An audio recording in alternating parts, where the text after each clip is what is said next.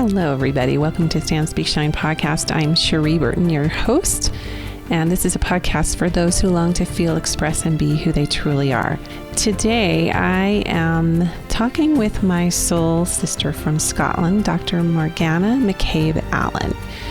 She and I actually spent time together in Scotland at a retreat recently, and we got to talking about, well, you'll see, we kind of went all over the place in this podcast episode, but our focus was really on the path of liberation and how we can construct our spirituality with a focus on collaboration and individuation as opposed to individualization, and we'll make that distinction. You'll find her story very fascinating, the ultimatum she was given by her religious leaders to walk away or to go into a room of men for an exorcism, and you'll find out what she chose. We're not so much diving into like religious trauma necessarily or anything like that, as much as we are talking about how we can constructively reclaim our power and the importance of drawing personal boundaries if you're inside an organized spiritual structure like a religion or a spiritual community. Probably most importantly, this path of liberation is about not being afraid to let go of anything that's not authentically you. So I think you're going to enjoy our discussion, especially if you want to dive deeper into what it means to be in direct association with your body, with your spirituality, instead of the dissociating that has happened in times past, actually for millennia, dissociation from our bodies and our intuition. Remember to follow us on Instagram at cherie.burton, as well as ask to join our private Facebook group, Stand, Speak, Shine Community. You can find Morgana on morganamccabeallan.com, and that reference is in the show notes. I hope you enjoy our discussion as much as we enjoyed discussing. Morgana, here we are again. You're making a second appearance on this podcast. How are you today? It's great to be back. Thank you for having me. I'm well, thank you. And listeners just need to be like forewarned. This is like a huge, disclaimer type of thing. We have no idea where this conversation is going to go. Morgana and I had the beautiful privilege of being roommates at this retreat. Gosh, when was it? End of May, beginning of June. No, very beginning of June, actually, in Scotland, your native land. And I had done an episode together before. I'd been through one of your programs, which I loved. You'd even done some one-on-one work with me and working with archetypes and things. I took your Oracle reading course. And so it was just so cool to meet you. And what was the first thing I said to you? Do you remember? I think it was, you're short. You're so little. Yeah. I only see like your head and shoulders on Zoom or whatever I see on Facebook. So yeah. But here we are, and deepening into this new conversation. We could even say it's a postscript to where we were going before. Let's start with the death mother. Yeah. I have shared this with you. I had heard of this archetype, but it sounded so spooky that I'm like, what is that? I don't even know. But you brought it home for me in a way. And you told me to read a book by, what is her name? She wrote a book called Belonging. Toko Turner or something. Yes, you said, go read about the death mother archetype in her book, which I did. But then when you brought it in with, some of the research you've done and some of the avenues you've explored there. So yeah, it really sealed in what this is and how our culture is permeated with this and how it can actually serve us to go to the next level. But why don't you explain to our listeners what this is and how you happened upon this work, or just even diving into this archetype? Oh, that's a big question. I think that's like a 40-hour course. I know, like you could just have a whole thing on it, right? We'll take a little piece of that around about what the death mother is and how I kind of came to encounter it in the first instance. So we can think of the death mother as being the part of the feminine that is culturally denied, right? So everything that is considered to be not culturally appropriate. Now, one of the really problematic things about this, the feminine is a shapeshifter. and the masculine has consistent form. So what has happened as patriarchy has amplified through our culture over the past couple of thousand years, and then really, really picked up pace in the past 500 years, is that what is acceptable inside of the feminine has become a really small aspect of what the feminine actually is, right? Because the masculine wants that consistency. So everything that is outside of the consistent piece that is fixated on, which is, of course, the piece that serves the masculine, which not coincidentally is the piece that is the closest to the masculine, because actually men don't want the deep wilds of the far feminine. They don't know what to do with that. Yeah, that's just a lot. Yeah, they want the piece that's like the most familiar, which is the piece that's the most sort of masculine, right? So they cut off all these other pieces. And in doing so, two things happen. One, that stuff becomes sort of intrinsically dangerous from inside of the framework, of the ontological framework of patriarchy, because if you allow that, it will damage patriarchy. But then the other thing is, because the death mother emerges when the feminine is in scarcity, if you cut parts off of the feminine, you actually automatically push the feminine into scarcity, which means that we experience more of the death mother. Got it. And we are all taught that it's only us, we're the only ones, and we internalize the sort of that feeling of this is dangerous, this is unwelcome, this is wrong, this is bad. We're all taught to internalize that from we're very, very small. So we don't realize that actually not only every human woman, but every iteration of the feminine in nature also has those deep wilds, right? Like COVID is an amazing example of the earth in the death mother archetype.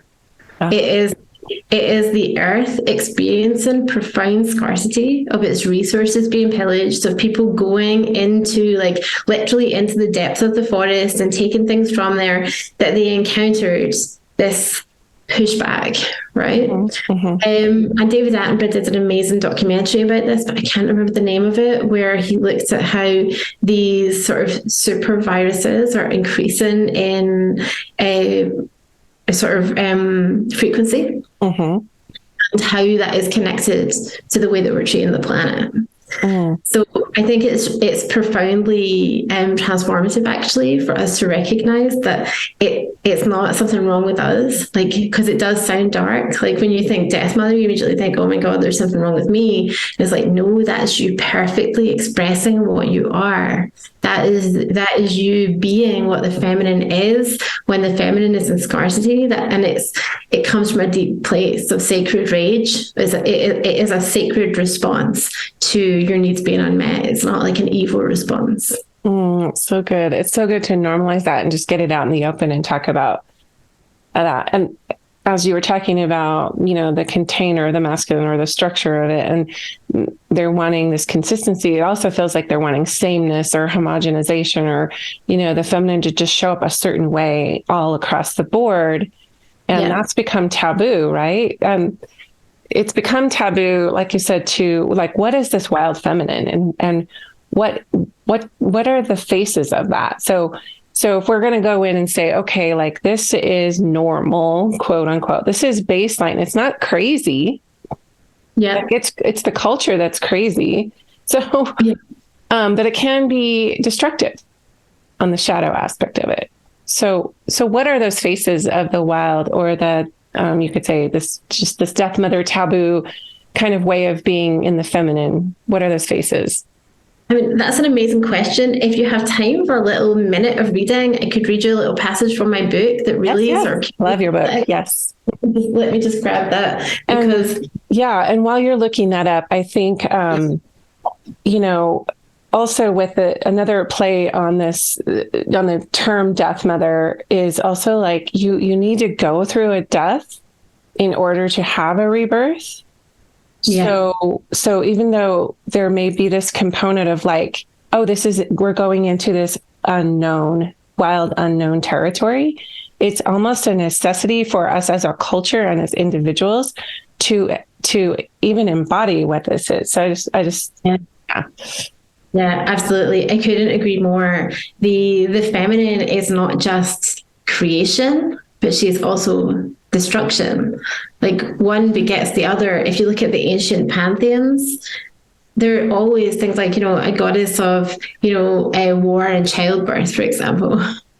Even the Virgin Mary had this iteration as a death mother character. If you look back into the 1500s and before, where she was the Empress of Hell, and she would take of demons out into the world to go and harangue things like lawyers that were what's the word, bursary, like profiting off of people and stuff. Anyway, I should read you this because I feel like this actually, the best way for me to answer what does a death mother look like is by giving you a scene from my life, right? Yeah.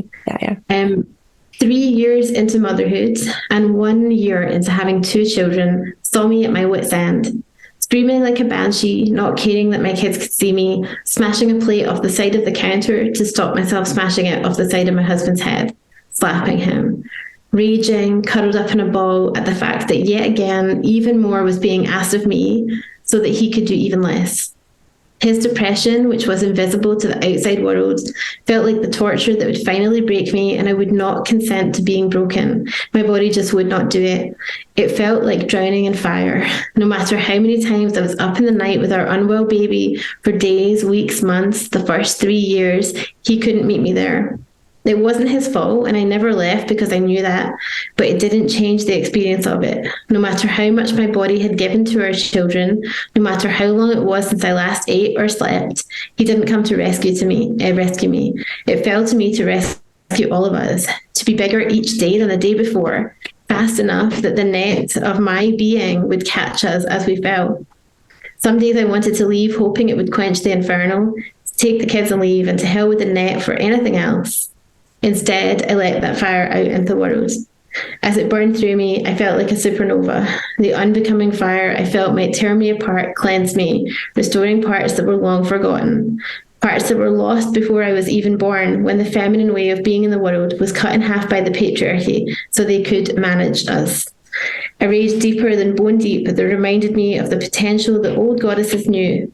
To have the power to create is to hold the power to destroy.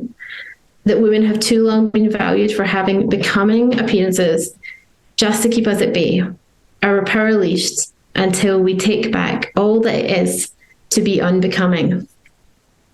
So that's that's what your book, right? Yeah, it's the name of the book actually. Yeah, but for me, that's what the book is all about. That's what it's all about. All of this. That's what the transformation that we are in the process of right now. Is we have to stop being becoming.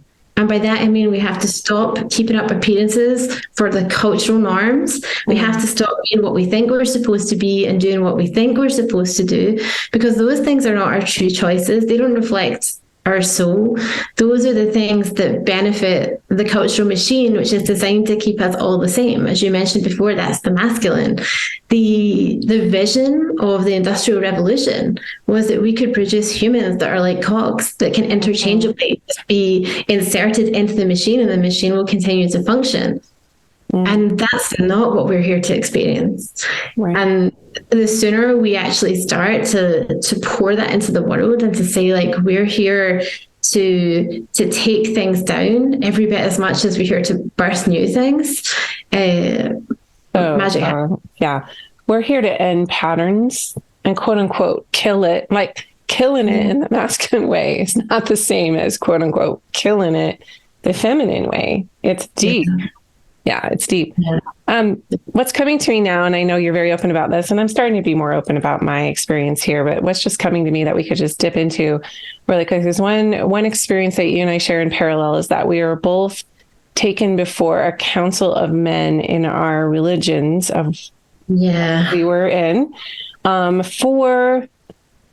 well, in my case, for both of us, it was sin, but mine was a little bit more like egregious from the moral standpoint in terms of like, getting pregnant before I was married and going before our council of men. At the time they called them disciplinary councils. I was quite repentant And my bishop said, well, this is really serious. You need to go through this counsel. And even though I wasn't doing anything egregiously off the mark, it was just I was a 25-year-old normal person, but made to feel a certain way about that. And I get it in a lot of respects, but just the shame of having to go before a council pregnant, and then kind of this is a whole other story, which is also going in my book, but kind of having this pressure to place my child for adoption because I wasn't worthy, I wasn't temple worthy, I didn't have a husband, et cetera, et cetera. So I just want to dip into this because it came up for us together in Scotland, and just seeing just quite how medieval it is. But anything you want to share in parallel with what you experienced there when you had to go before the council? I have such compassion now for people in that position, male or female. But the fact that it was X amount of older men with us as young women, right, on the hot seat. Yeah, and I think also very much judging us and punishing us for exactly what our body and our being is supposed to do. So for you, it is the natural response of your body to having an intimate relationship like that, to get pregnant and produce a baby. It's not that you somehow satanically willed it or something like that. Yeah, I wasn't even intending that. It was a natural course of events. Yeah. Need I say more, right? It's just, Yeah, absolutely. And the thing is, the church in general, across the board, different denominations, doesn't really matter, have a history of taking a very different approach to how they handle women in that situation with how they handle men.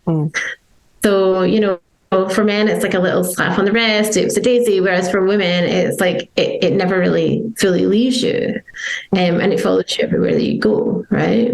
Yeah. My experience was different, but one thing it does hold in parallel is that I was being in my womanhood, right?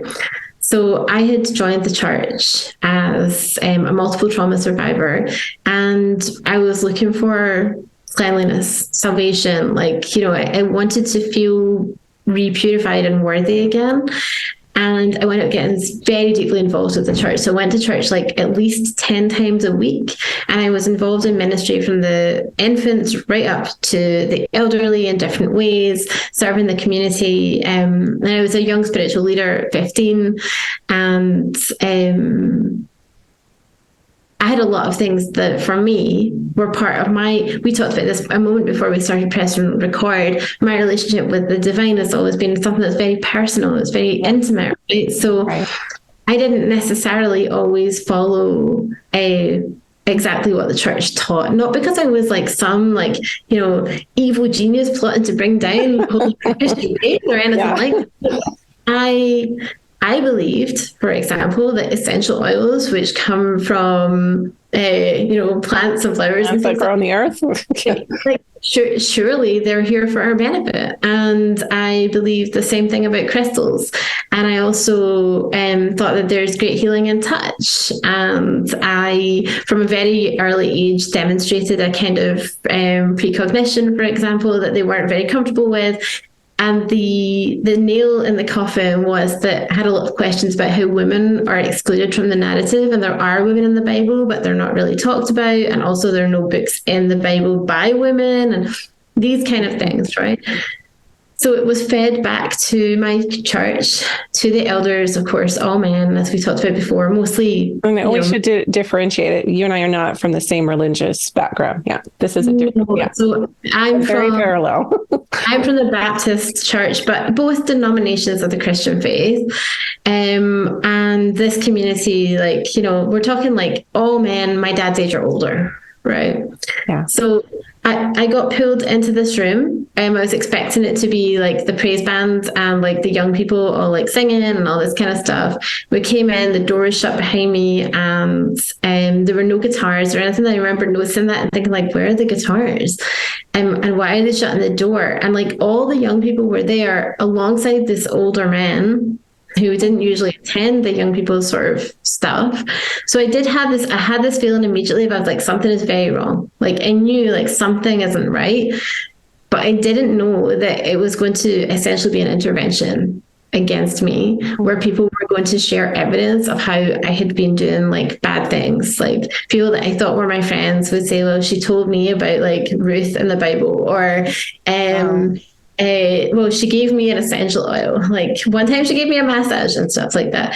And they basically gave me the choice to go into this little room, like this small room with all the old men. And keep in mind, I was a multiple trauma survivor, and you know what kind of trauma we're talking about here. Go in the room with all the old guys to be exorcised, or to walk out the church now and never come back. And I took the choice to walk out the church now and never come back. And I didn't have a close relationship with my family at that time because I was in a very troubled place.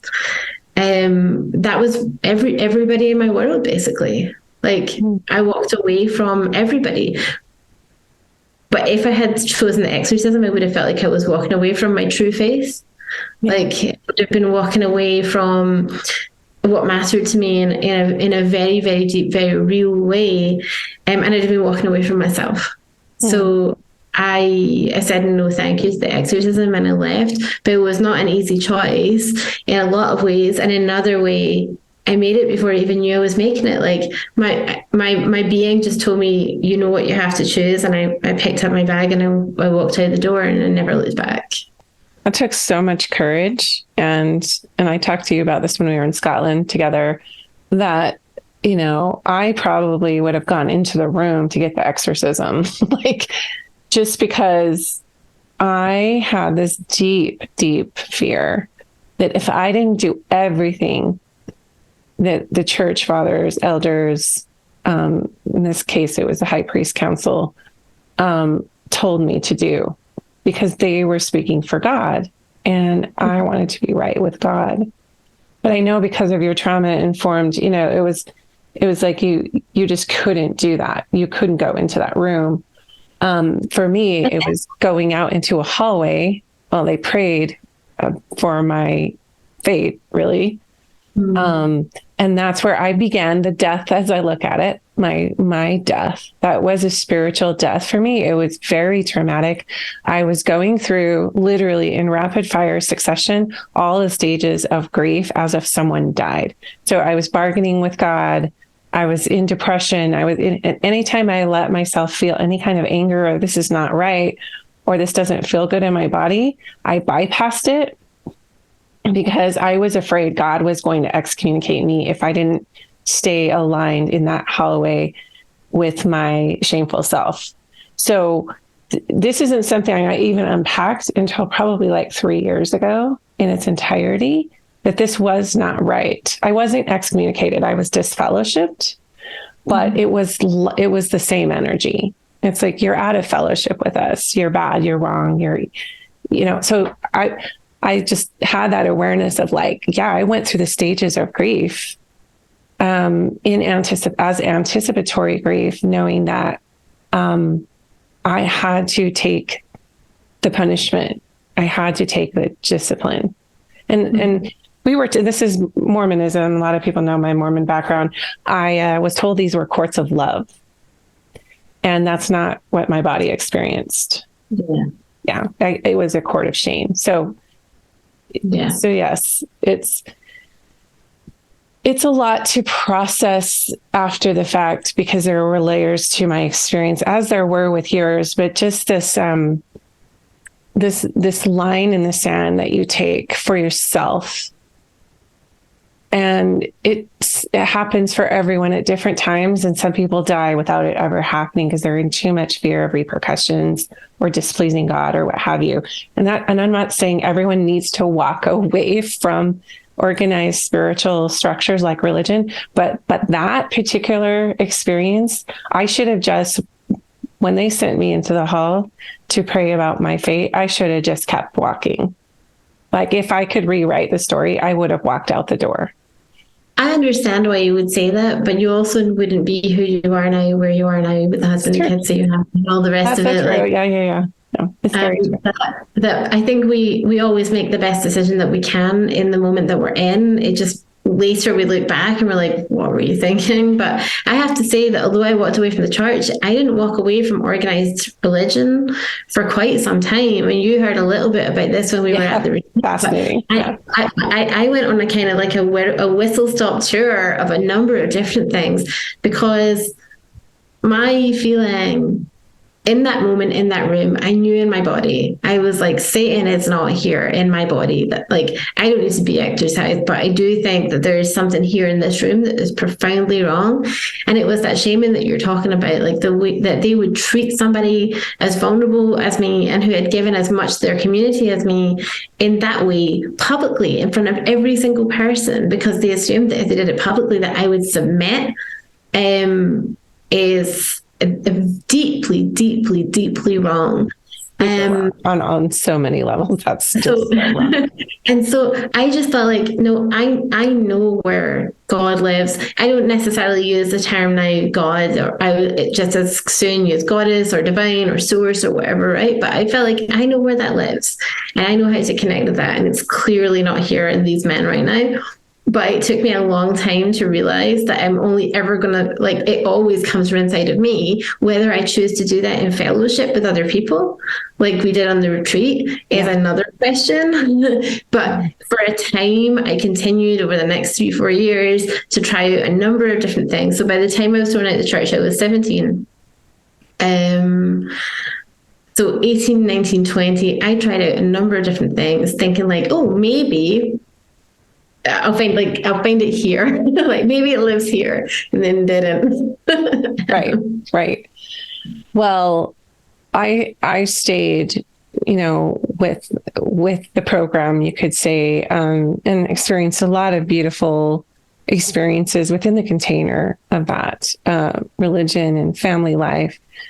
I think when I started to have my sacred feminine awakening, that's when I started to really look at what I had pushed down, not just in that regard, with the disciplinary council, but in so many things related to the feminine that I had bypassed in favor of staying obedient to authority. And there's a Netflix documentary series right now called Shiny Happy People. I don't know if you've heard of that, but it's just this American family who have been on reality TV. The woman had 19 kids, and they're like a fundamentalist. I don't know what denomination. It's Christian fundamentalism, but it's got a lot of, cult-like at the top. They were investigating the leader that this family ascribes to, and just the dysfunction and different things. So there are a lot of things being unearthed, coming to light about some of these systems and how they can be on the outside, shiny, happy, right? Beautiful, even admirable. And then you lift the lid and see that there is, talk about bypassing the death mother. There is absolute sameness. They all have to have long hair. They all have to speak the women have to speak in a certain voice. They can't have certain facial expressions.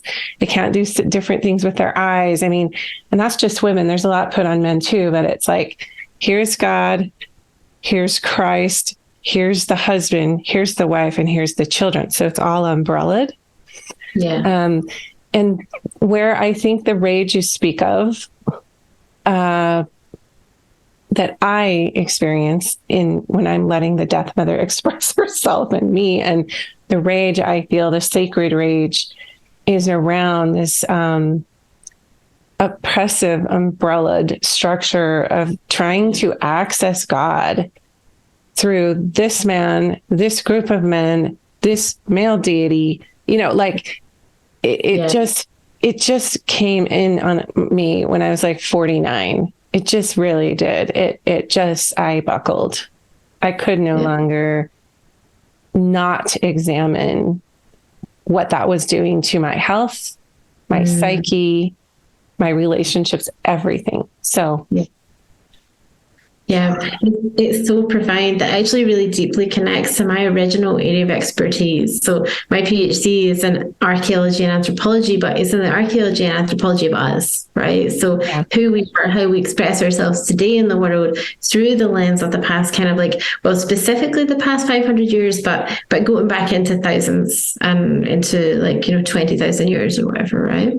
Mm-hmm. My original my first ever piece of research that was award winning and kind of moved the trajectory of my life was looking at unbaptized infants and how lowly they were regarded in death across different cultures, but specifically here in Scotland. And the landscape that we visited, I know I mentioned, is a landscape where there are a lot of unbaptized infant burial grounds, and these are secret sites where people would bury their children that were excluded from the community of God because some men said, well, the Reformation has happened now, which means that your kids are now go to hell. So sorry about that. They can't go in the church burial ground, right? Essentially. That is ludicrous.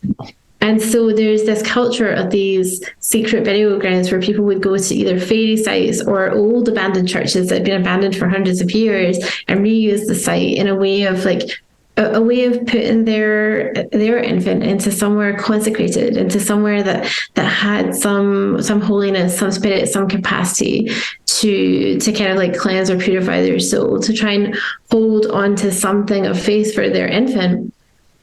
Because it was so out of their hands, there was no space for them or their children inside of the church, and kind of that really resonated deeply for me because I've had severe menstrual issues throughout my life, and so I'd been kind of drawn into that particular area of study of these being women's stories and infants. But also that feeling of this hierarchy is all wrong, and this sort of way of even just the fact that history doesn't record any of those stories, the extent to which it's difficult to even find out anything about that, and to find the tiny pieces of memory that are held in the landscape and in the local people and stuff, because we're not actually talking about a terribly long time ago. These sites were still in use in the 1940s. But because it isn't men's history, it's not written down, and that's the case with so much of all of history. Wow. I have so many thoughts on that.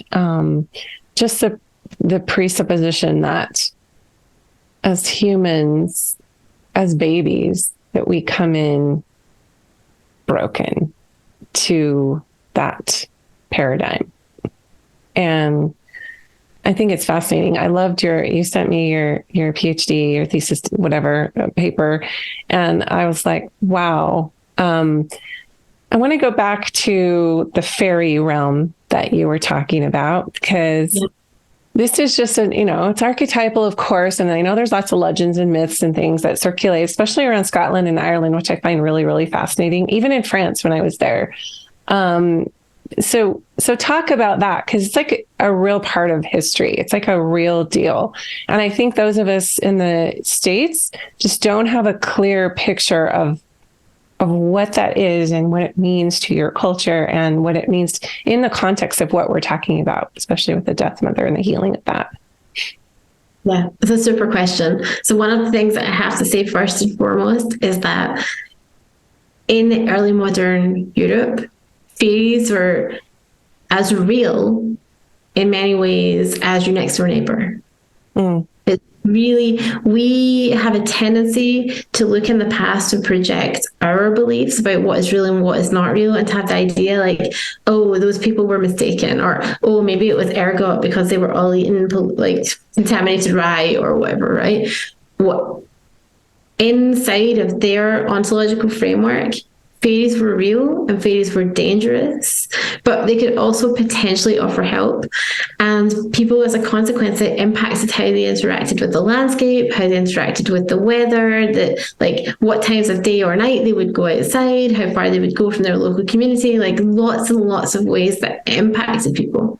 But one of the things that fascinated me that I studied at great length was what is hidden inside of a fairy story, because the origin stories of great witches, healers, and charmers is very often that they disappeared into the fairy realm for a time. So they might be gone for 3 days, but it felt like 7 years, something like that, right?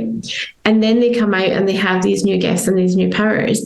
But when we look at the pieces of these stories and how, what we can sort of frame around about it in terms of the legal conversations and things like that, there's stories of trauma. There's stories of incest, there's stories of rape, there's stories of death in the family, and there's stories of profound trauma, which I think is part of what made me identify with that and become so fascinated in it. But there's stories of people reclaiming power.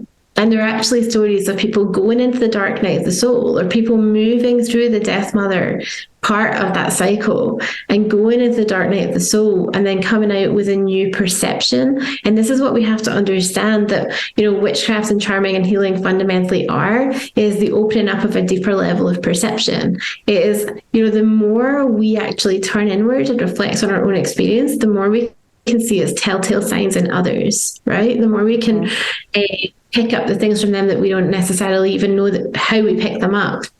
There's something really fascinating and very scientific that I can give you to sort of hold on to for this. So in order to learn to sex chickens for the poultry industry, the leading location for that is in Japan, right? Mm-hmm. And the only way that people can learn it is by going and just looking with an expert. So they'll sit beside someone that's, fantastically good at this. And the person will just show them female, male, female, male, male, whatever, right? And then for a time they start to practice it. And the difference is so small. But the more they practice it, eventually they start to do it, and the mentor no longer needs to say to them, no, that's wrong, that's right, this here, and eventually they kind of get it, and then they can just pick one up and they just know, right? They don't have to think about it, they don't know how they know, but now they know, right? Because they've integrated the skill. Well, it's the same with us. We observe things, we experience through our own trauma, we experience all kinds of things. But until we allow ourselves until we move through that dark part of ourselves and that dark part of our story and a dark part of our life, when someone holds up the chicken, we see a trigger. Mm-hmm. We don't see, we can't tell what it is, right? Once we've moved through all that stuff, somebody holds up whatever's going on in their life and we can see it clearly, and we can bring our gifts to that, right? So that's really what these stories are. And they correspond actually with the energy of midsummer and solstice, which is why we were, this had come up in our conversation before we came on to record. Because midsummer is sort of in a way, it is the pinnacle of this moment. That's why Shakespeare wrote A Midsummer Night's Dream. Midsummer features heavily in these kind of stories, because I really believe that it's when the nights are shortest that we're called to go into the darkest parts of ourselves, partly because the light illuminates everything. Mm-hmm. Right. Mm-hmm. But also because we have the safety of being held in that sort of, in the sort of pinnacle of that. Now, of course, I'm talking Northern Hemisphere. In the Southern Hemisphere, I would anticipate those stories to be reserved, but my expertise is the Northern Hemisphere. Right. And so it fascinates me no end, and it so many people that I've spoken to in the past couple of weeks are really, really, really in something right now. It's yeah. Now is the time for it. Midsummer catalyzes this. Midsummer is when we move through our own version of that fairy story, and we don't necessarily believe that it was 3 days and we were gone for 7 years and now we've got a fairy boyfriend and we're a witch now, or whatever. There is something also mythologically to that 3-day window of death and rebirth, because on the third day Christ rose. There's that story, and then there's a lot in Egyptian hieroglyphs around that, Sumerian texts. There's just something about going, and Nana, I think even going into this underworld or having this death, and then in 3 days being put into a new way of being. Could say resurrected, new life. Yeah. Crucifying the old, resurrecting the new. Yeah, exactly. So with this, I know a lot of your work, especially, with what you have termed love archaeology. I don't know if you termed it or you just told it to me and I wrote it down. Is how do we move through these old paradigms of what we should be, both masculine and feminine, because, feminine is not the only one suffering with this. The masculine has had to bypass so much of who they are emotionally, especially. But how do we, move through these and let them die, these old archetypes that don't serve us? And how can we, and the only word I really have right now is integrate, but coalesce might be a better word, into who we actually are, that's not culturally ascribed. Yeah, this is a super question, and I think it's actually one of individuality versus individuality. Now, in the patriarchal paradigm, the individual has ascended very significantly, right? So we have a culture where we see ourselves as individuals, we pride ourselves on our individuality, and we handle things as individual issues. And that's certainly very prevalent in conservative government thinking as well, where, there's a lot of onus is put on the individual to create their own success. The American dream is founded on that, right? When we deal with these kind of things as an individual, we're only tackling on the level of this internalized part of this structure. The whole entire rest of our reality is reinforcing the error of our ways, so to speak. Like, we're trying to change, but the whole rest of our reality is still telling us, no, it's like that, right? Yeah. When we actually start to do true deconstruction work, which is a huge part of my research, right? And this is an area that I've presented in conference, like in The Hague, for example, right? And when we start to do the big deconstruction work and we start to see this is not something that's just broken inside of me that I need to fix. It's systemic. Yeah. This is a huge systemic issue that we need to bring the whole thing down. We need to let the whole thing go, take the whole veil away. Then it's actually easier. It sounds like it wouldn't be, but it truly is. I see this shift with my clients all the time where, like, they'll tell me they went to a therapist for 10 years about something and then they watched one video and it's gone, right? Because they've stopped taking ownership of it and seeing it as something that they were doing wrong, that they have to stop doing.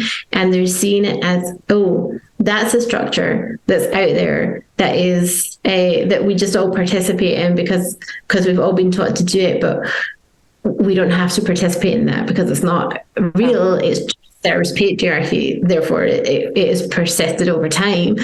So I honestly think that collaborative well-being is the next step of transformation, is where we stop thinking about the personal development industry and we start to think about collaborative development. So interesting you use that word collaborate, because when I interviewed Maureen Murdoch, who wrote the book The Heroine's Journey, she's in her late 70s. I actually got to meet her in person at Pacifica and later interviewed her. And she said, if I could choose one word for this new paradigm, this new, place we need to move into, it's collaboration.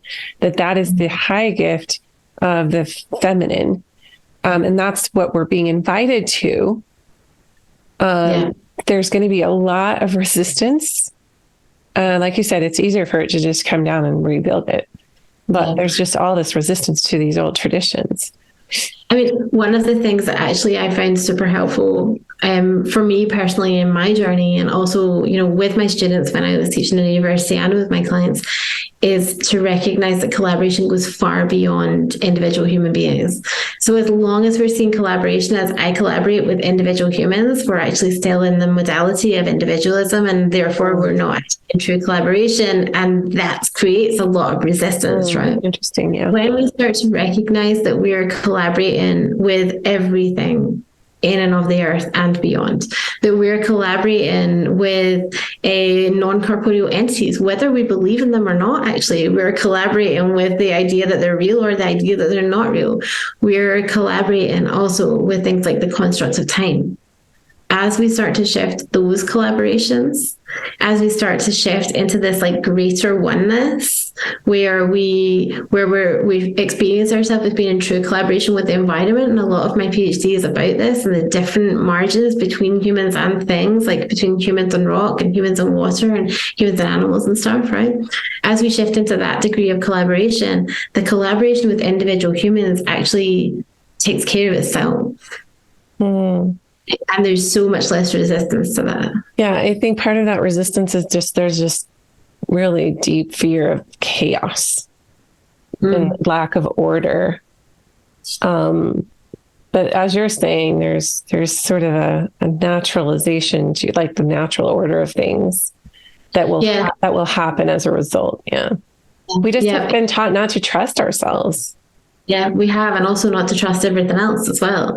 And the thing, like you're talking about that fear of chaos and that kind of like that feel that things won't be in control. Again, that's coming from the belief in separation, which is what that individual, that sense of the individual and separation go hand in hand, right? When we feel no longer like we have to be in control, we understand that everything in nature replicates through patterns and that we replicate the patterns that we participate in. So it's just like be one with the pattern of oneness and you will create more of the pattern of oneness. Be one with the pattern of separation and you will create more and more separation. Yeah, that's very interesting. There's really only two states, love and separation, or, there's different ways to say that, but like that is the tension. That is the duality. And I want to move into like, you just are kind of speaking to this, like we are playing into this delusion, all of us. We're kind of asleep. We're waking out. That's what you hear a lot of shamans and healers and mystics talking about, waking up from the dream. And that took me a while to understand what they were really saying. Do you want to elaborate on any of that in terms of the context of what we were just talking about with all the structures? Yeah, it's interesting. I think there is a mass awakening. I actually feel we started at the beginning of this with the mention of like COVID and the earth as a death mother and things. I think in a lot of ways, the earth as a system of which we are an intimate part and not separate from, is essentially been waking us up, right? How many people have woken up through being shunted quite violently out of their experience of the system that had previously been invisible. So it was invisible to us before for a lot of people, for example, that going to work 9 to 5 was a construct.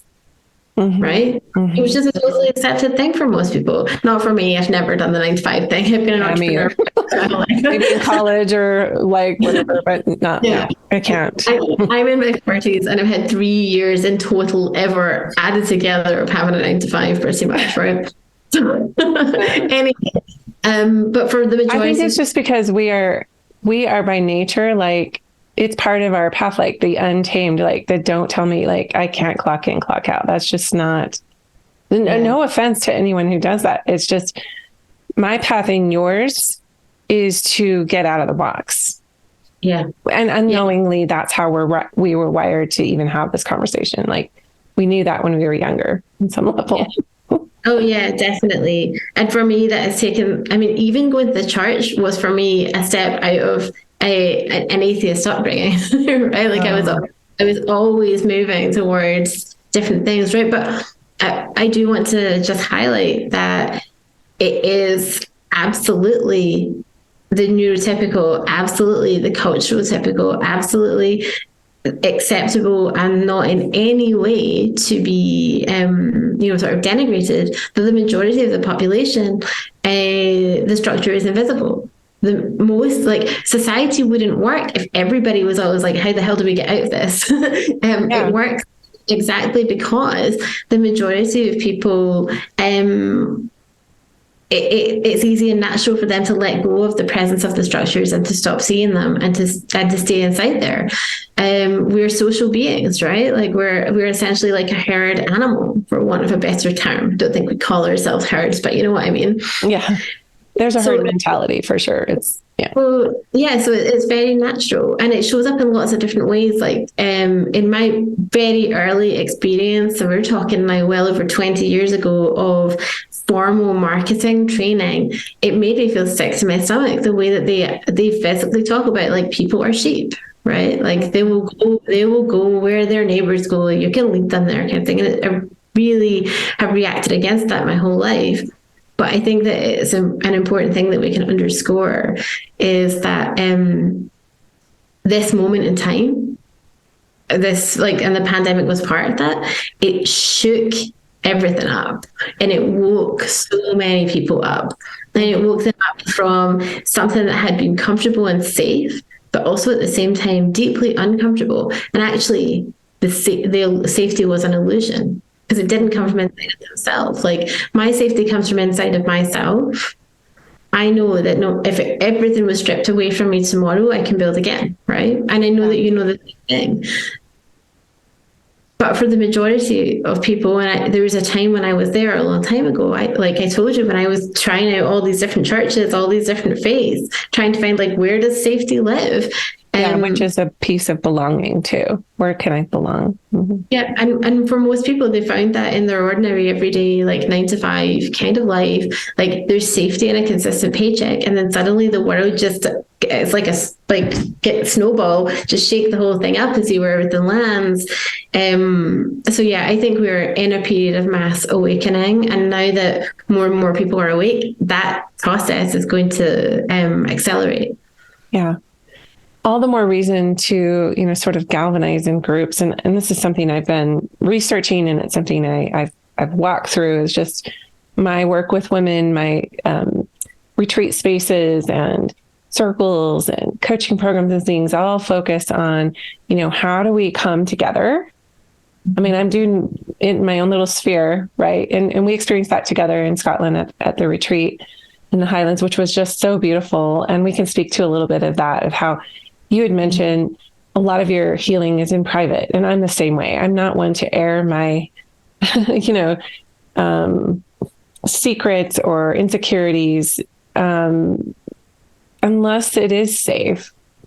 And in my research, that safety, especially for women, and men find more safety in groups of other men.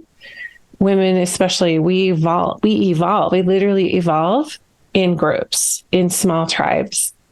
So anything you want to share there? I mean, I know you've had some new awarenesses around that, and there is something to being stoic. There is something to being private. And there's also, like, if we are going to heal as a collective and as individuals, sometimes we just say yes to where we're being asked to gather.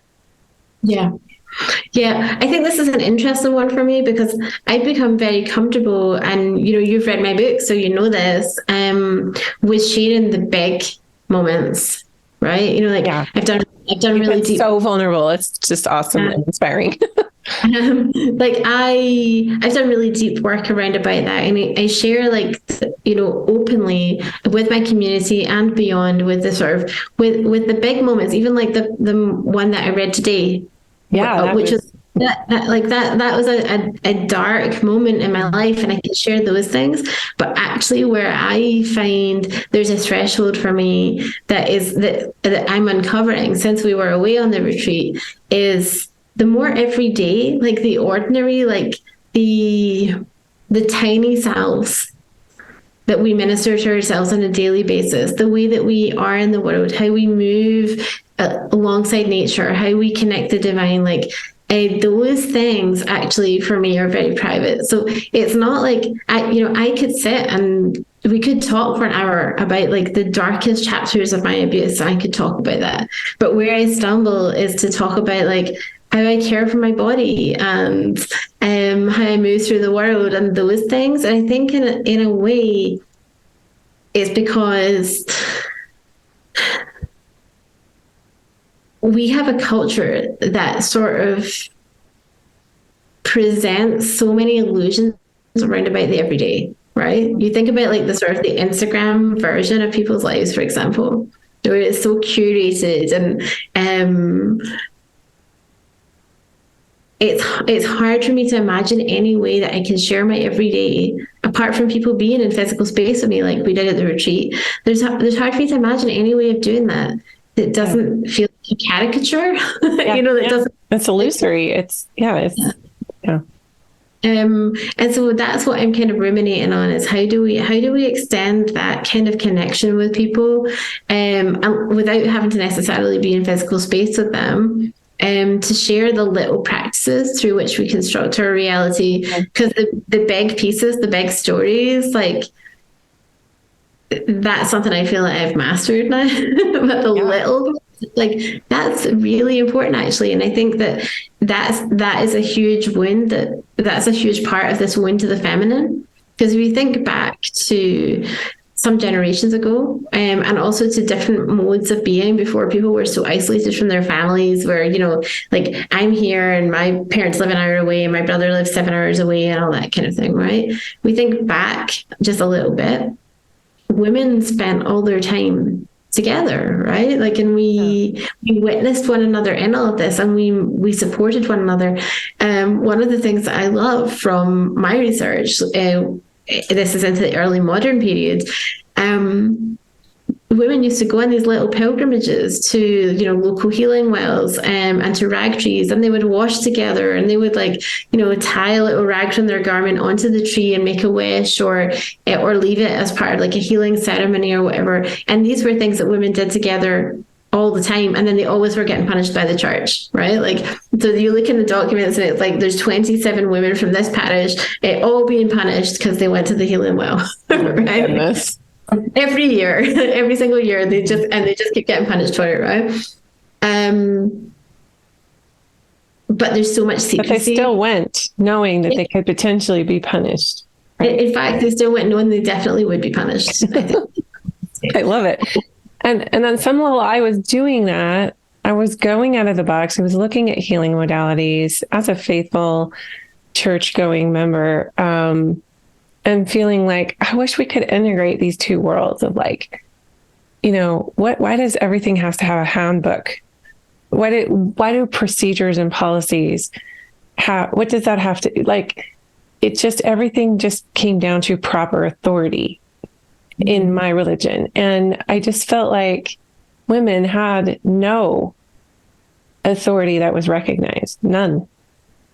And that there was, like, me fighting for that power, I think, just unknowingly wanting that power. But as it relates to, this deep, at the core, what we're really saying and why we're even having this conversation and why we are at the retreat together is that we have this heart of devotion to humanity, devotion to the divine, however we define that. And that has been my mover. That has been what has kept me in this game so long of trying to find my voice, trying to find my power, trying to be in alignment, seeking that to be in service to and devotion to humanity, to God. And it feels like it's gone through all these iterations of like, is this okay? Can I do that? Like, is this pleasing to people? Is this pleasing to God? And it's madness.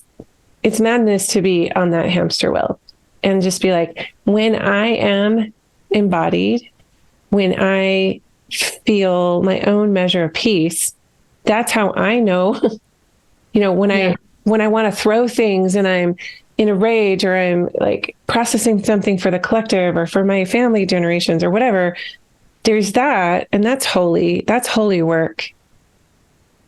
Yeah. But what I really want kind of is that permission to be messy. I've always wanted that permission.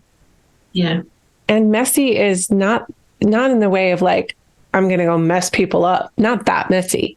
Just, well, I probably have messed people up, but just this, like, is this worthy to be this way? Yeah. To want these things.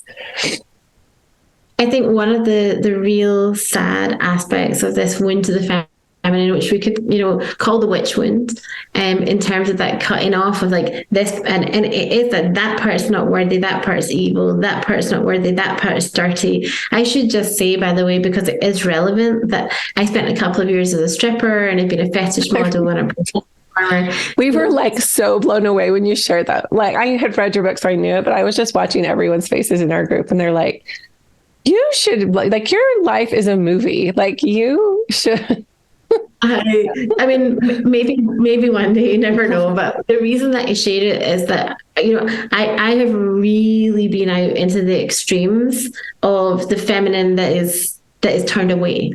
Like, I've been out into the witchiest parts, and I've been out into the most sexual parts, and lived that openly, not like as some secret shame or something, but as in my mom and dad knew I was a stripper when I was a stripper, right? You just were like, this is what I'm doing. This is where I'm at. Yeah.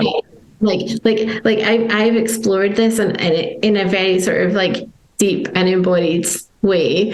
And so I wanted to share that, because I think it's relevant then to this question of embodiment. But I've forgotten what your actual question was. Like, I kind of did too, but it was just kind of like, how do we give ourselves permission to be messy? Is kind of the core of yeah. Well, that was exactly it. Like, and I wanted to share that because I want people to know how messy I have been, right? Like, I'm not just saying it as an academic, right? I'm not just saying it as like, oh yeah, in theory you could do this or this. Like, I'm saying it as someone that has been out in the far limbs of what this can look like. You have to follow your own soul and know that not everybody is going to go with you. Yeah. And that can be really scary, because things will be destroyed in your wake, not because you're intentionally hurtful or intentionally destructive or anything like that, but because the true wild of what we are, and in the process of learning and connecting with that, you have to be willing to let go of everything that's not really you. You have to be willing to let go of everything you've been told that you were supposed to be. Mm-hmm. And one of the things that people can find the hardest is that other people will try and like grab you in and pull you in, because they have this illusion that they need to keep you safe, but that's actually to do with their own fears about theirs, or about how it pollutes them. And this is something I've researched in a very deep way, right? Like, shame is so transferable when people are in the mindset of like of sort of like feeling like they're available to be polluted by it. You just cast it out. Yeah, like so there's this whole thing, this from inside of your church, like having one person that sort of feels like it's shameful that they've done something shameful. It's like that shames the whole community, because when people operate from a mindset of shame rather than a mindset of love, then everything that has an energy of shame around about it, they're like, oh, that's going to make my shame bigger, that's going to pollute me. So I experience this even now. There are people in my life that are like, I really wish you didn't share that in your book. Not my parents, not my husband, but other people who have definitely expressed that, because they feel like it somehow might trickle something shameful back to them, right? Like, and you have to be okay with that, because if you're too afraid to accidentally shame someone else, you're shaming yourself. Right.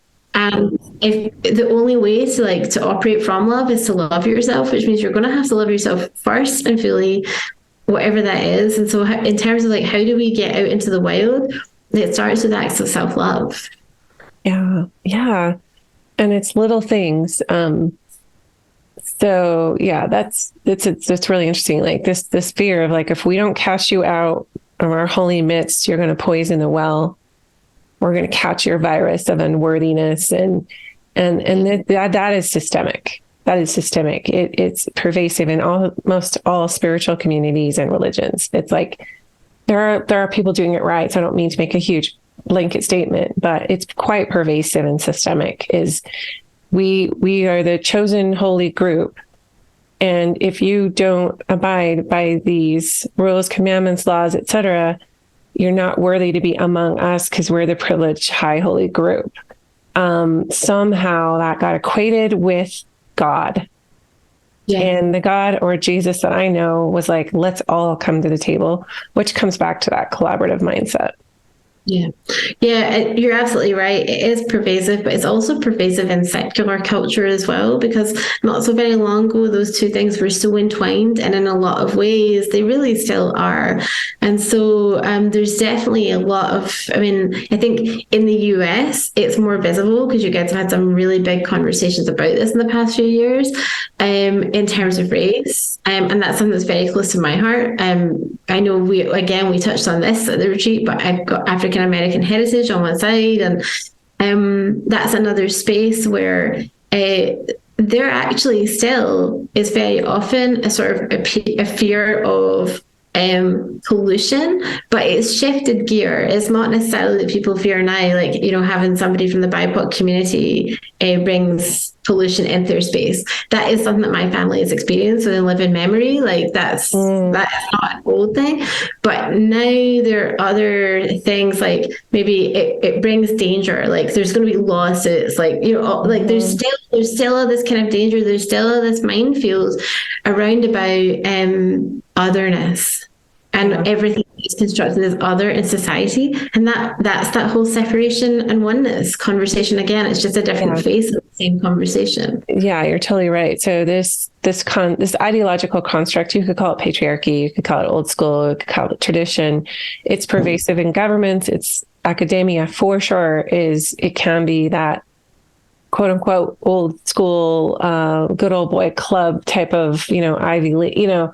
It is pervasive everywhere, and it's not gender specific. Like you said, there's BIPOC, there's so many groups that have been marginalized, the LGBTQ plus spectrum, it's just everywhere. And I think what I want to wrap, because I knew we were going to go into some like, woo, territory that was like kind of all over the map, but it all leads back to what you just spoke to. And I think what we both have said in one way, shape, or form through our discussion is just that owning the right, the authority to be who we are, and allowing these archetypal influences to reveal parts and aspects of ourselves. So if you were as a validation and also as a healing mechanism and as a way for us to heal collectively and individually, but if you could kind of give, you know, because I know you do a lot of practice and you do a lot with your coaching programs around just the empowerment, as do I, of allowing your true self to be revealed, allowing yourself to align with what your heart is calling you to do, including it might be creating wealth, it might be starting a relationship. There's so many aspects to this. So how practically would you say maybe I'm just kind of putting you on the spot here with this, but in your work with women, what have you seen has been the most empowering, maybe top couple things that have been the most empowering practice-wise to bring you into the space of allowing your true self to be revealed? Yeah, I maybe shared this before the last time, but it's still the number one answer. So the number one thing that I encourage everybody to do as a starting place is an exercise that I call yes, please, and no, thank you. And I'm going to preface it with just a little bit of science first, and then talk about the actual exercise. So the way that we experience the world is through sensation. And there are only two axes, right? There is from unpleasant to pleasant, and there is from calm to highly aroused. And everything that we experience maps somewhere, and it might map on multiple places. Where this becomes complicated is that we need words to communicate this with other people, which is what, you know, emotion words are, right? However, any given emotion word might have a really broad spectrum of different things. Like you might have versions of happy that fall all over the place, and you might have versions of angry that fall all over the place. Like I've got a really calm, cool angry, and then there's the one that was in the book that's a much highly more aroused angry, right? Like, yeah, I hear that. And it also becomes problematic because very often, so we're taught the emotion words, right? So like, for example, your kid, you fall down, it's really sore, it's an unpleasant sensation, you feel highly aroused, and your mum is like, don't be silly, calm down, there's nothing wrong with you. You were happy a minute ago, you're having fun, just get back out there and play, right?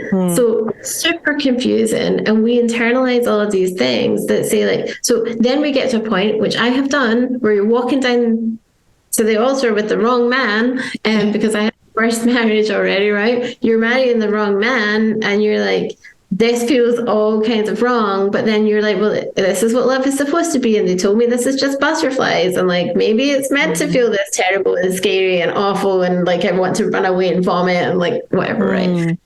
So we have all of this cultural program that is continually confusing the signals, and that's I wanted to explain that first before I talk about yes please and no thank you, because we are taught to be completely disconnected from what is actually a true yes and what is a true no to ourselves, right?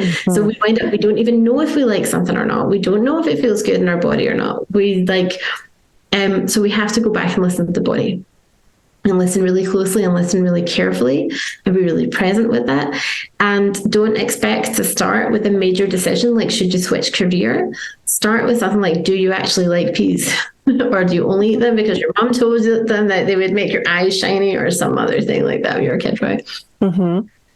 Every little thing, notice. Like, you know, I notice, for example, that folding the laundry when it comes out of the dryer is a no thank you for me. I'm prone to eczema if I don't like look after my skin really carefully, and touching all those like worms are really dry, like it sucks all the moisture out of my skin. I did it for years without noticing. For years I didn't notice how it actually felt in my body.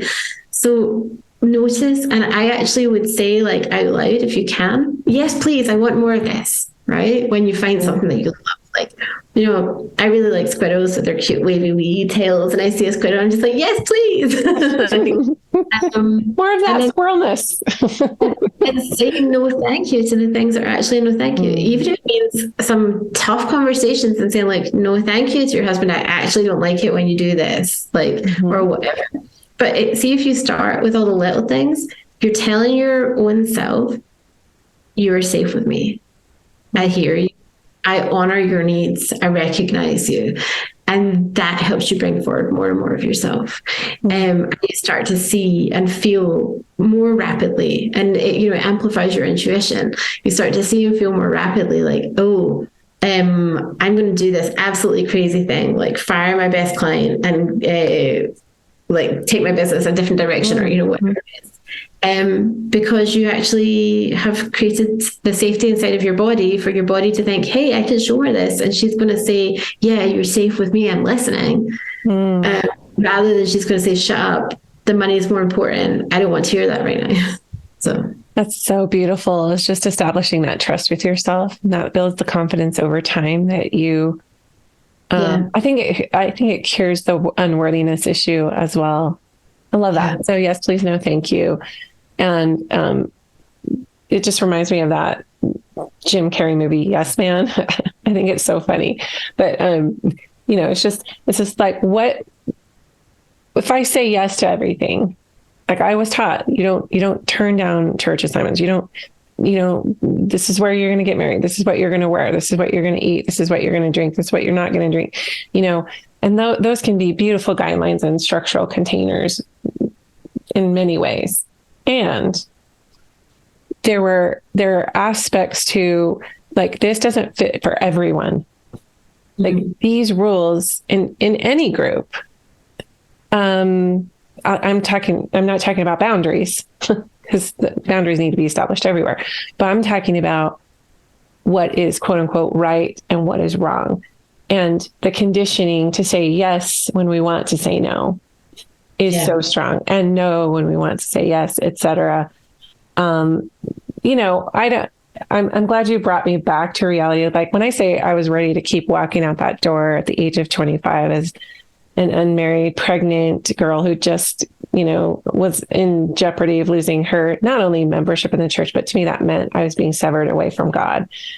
When I say I should have kept walking out the door, I don't mean leaving my religion.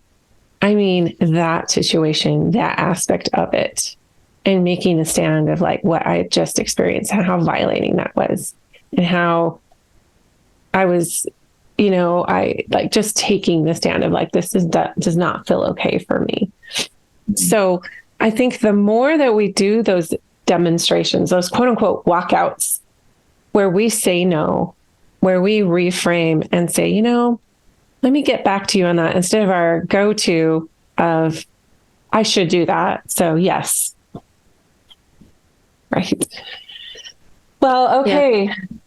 That's a practice everybody can definitely benefit from. I love it. I think it's like spiritual technology to do something. There's something I would love to share just to highlight this for people, because the more intersectional your identity, the harder it is, because the more different conflicting layers of sort of you being told what you're supposed to be and how you're supposed to be it and stuff doesn't match up with what you actually are, right? And so be very gentle with yourself, be very soft with yourself. My experience is very intersectional. Aside from the things we've already talked about, I'm in the LGBTQ plus community, I have an invisible disability, like it's okay to go very slowly with this. And then also for all people, for everybody, men and women, to recognize that our culture is inherently violating. Culture is violence. Like that fundamentally, culture is invisible violence. What keeps culture stable is saying you can't be any of those things, because those things upset the apple cart, right? So there are micro violences committed against all of us, and major violences as well, in terms of what is acceptable and what is not. So you mentioned before about like men and the space for emotional experience, right? Right. So because we are all the victims of violence, even if we've had a relatively normal upbringing, we've never had any particular trauma or anything, we're all the victims of cultural violence. It is a beautiful tool, it is a spiritual technology, and it also won't necessarily be easy, and it can be confronting, and it doesn't mean you're doing it wrong, it means you're doing it right. Yeah. And really love and be gentle with yourself through the process. And yes, I would highly recommend your book to everyone, because you do touch on how we need to be our own sovereigns and what that unraveling looks like and what that emancipation looks like from your story standpoint and your research. So tell us more, where we can find you online and what you're up to these days. Coming in, with this midsummer energy, I just returned from a solstice retreat and right after the Scotland thing. And so navigating those two different landscapes and terrains and what it did to my body. And I'm sharing that because for the work that you and I do, we both write, we both work with groups of women. We're both about empowering the feminine and healing the masculine feminine wound and that kind of thing, and blowing the whistle on patriarchy in many respects. But it really does come back to the self, right? The self-care. So anyway, you're doing it in a way that is just genius. And then we have to thank our mutual friend, Melissa Keenan, for connecting us a few years ago or whenever she did. So shout out to Melissa. But yeah, so how can people find you online, the work you're doing, what you're about?